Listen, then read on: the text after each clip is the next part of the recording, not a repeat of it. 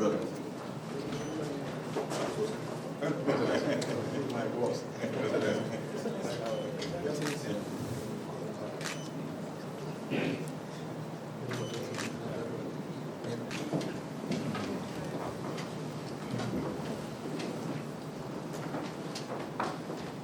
This around 200.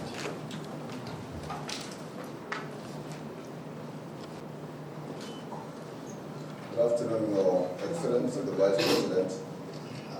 This afternoon, you're receiving delegation from the Chartered Institute of Bankers, led by the Registrar and CEO, Mr. Ken Opara. I will hand over, give us some remarks about why they are here to see Your Excellency, the Vice President. Mr. Ken. Your Excellency, the Vice President of the President, Senior Special Advisors and President, and other officers of the Vice President. Excellency, this afternoon,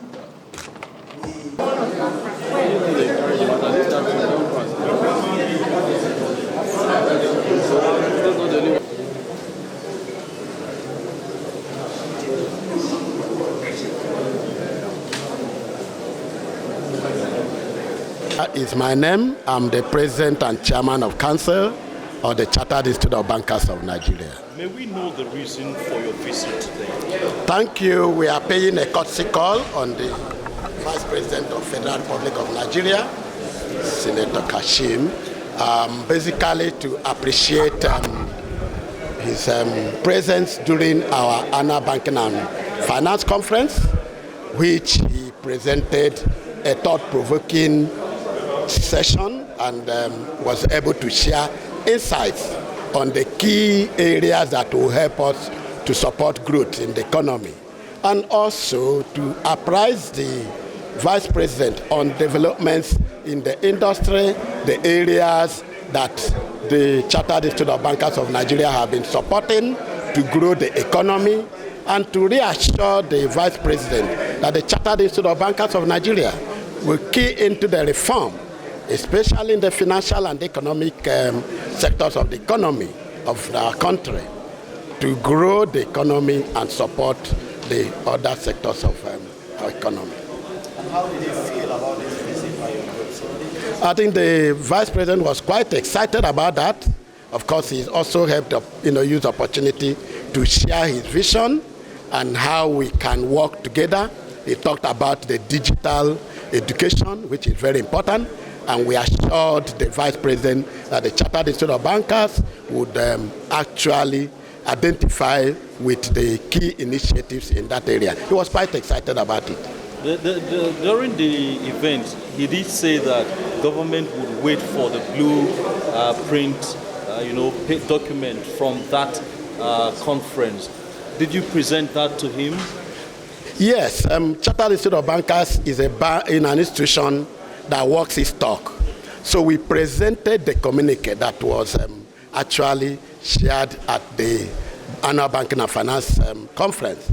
And page 7 of that conference speaks to the presentation by the Vice President of the country. And so it was an articulate one, the key areas that the discussants at that session shared with members of the public during that conference, and I was quite excited about that. One of the key issues that was identified during the conference was that the contribution of banking sector to the GDP is very low, and you are charged to redouble efforts to improve on that.